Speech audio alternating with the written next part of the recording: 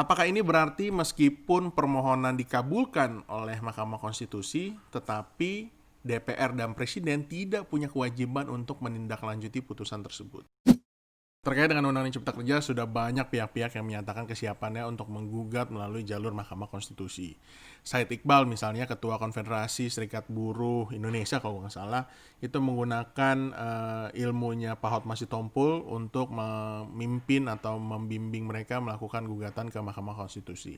Dikabulkan atau tidak, ya nanti bagaimana dengan alat bukti yang cukup dapat meyakinkan 9 hakim Mahkamah Konstitusi untuk menyatakan bahwa Undang-Undang Cipta Kerja baik sebagian maupun seluruhnya bertentangan dengan Undang-Undang 1945. Nah, kita tinggalkan dulu sejenak terkait dengan Undang-Undang Cipta Kerja. Terkait dengan MK, apabila permohonan diterima, maka putusan MK bisa menyatakan bahwa pasal atau ayat dalam Undang-Undang Cipta Kerja itu bertentangan dengan Undang-Undang Dasar 1945 atau menyatakan pembentukan Undang-Undang Cipta Kerja tidak memenuhi ketentuan dalam Undang-Undang 1945. Jadi secara keseluruhan Undang-Undang Cipta Kerja dibatalkan atau tidak mengikat. Kemarin temen gue Bro Juda ngasih informasi ke gue terkait dengan revisi ketiga Undang-Undang tentang Mahkamah Konstitusi yang diundangkan pada tanggal 29 September atau 7 hari sebelum Undang-Undang Cipta Kerja disahkan di rapat paripurna DPR.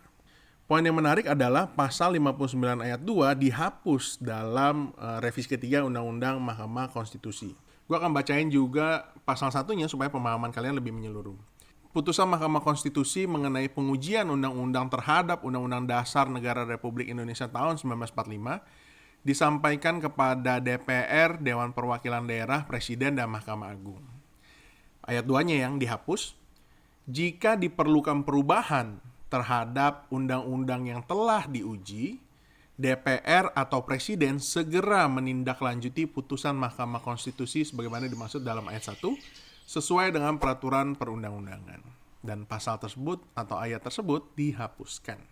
Dan dihapuskannya 7 hari sebelum Undang-Undang Cipta Kerja disahkan di rapat paripurna DPR. Apakah ini berarti meskipun permohonan dikabulkan oleh Mahkamah Konstitusi, tetapi DPR dan Presiden tidak punya kewajiban untuk menindaklanjuti putusan tersebut? Itu pengertian gue dan pengertian Bro Juda. Gimana menurut kalian tentang pasal yang dihapus tersebut dan pasal yang dihapus tersebut 7 hari sebelum disahkannya Undang-Undang Cipta Kerja?